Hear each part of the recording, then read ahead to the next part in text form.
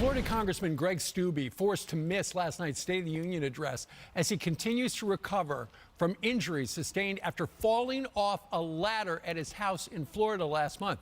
But that didn't stop him from providing a once-in-a-lifetime opportunity to the Good Samaritan who came to his aid after the accident. Daryl Woodie attended the address last night as Steube's guest, and they both join us right now. Guys, good morning to you. Good morning.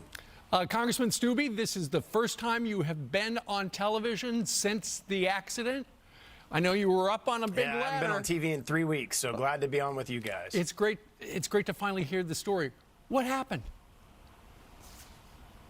Well, I don't remember much, so Woodie's better to tell you the play-by-play. I don't even remember being in the spot that I was in, but I was trimming trees on our house, and it was a big, huge branch on one of the trees that got hit by the hurricane that we all experienced here in Southwest Florida, and was hanging over an area that I needed to trim a very large limb, and I was on an extension ladder about 25 feet up with a chainsaw in my hand and started to cut the limb, and the limb broke free, hit the extension ladder, ejected me up in the air, and I fell about 25 feet to the ground. Okay, so that's from your point of view. Daryl, you actually saw it because you were driving by. You were making a delivery. In addition to working part-time for Congressman Vern Buchanan, also of Florida, you were also an Amazon guy who just so happened to be making a delivery to the Steube place right now. Pick up the story. Yeah, I've been to Steube's house approximately 30 times. Sometimes he'll come out and we'll talk at the gate. Well, I was delivering a package, and it was addressed to his wife, and I was standing there.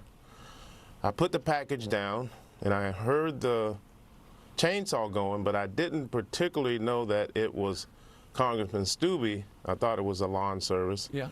And so as I begin to turn away to head back to my vehicle, I heard a limb cracking, and I quickly turned around. It was a blink of an eye type of thing. Right.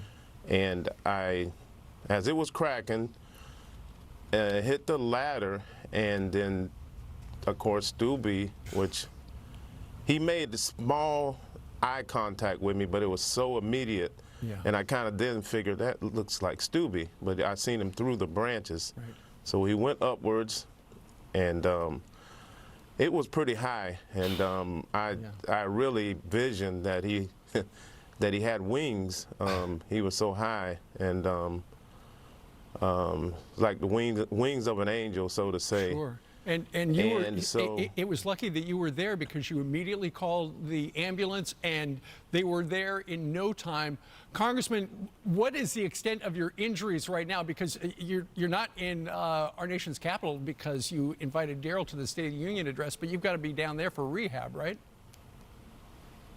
Yeah, and I just want to thank Woodie for healing the Word of God and being obedient to the Word and everything that God's hand was all over this.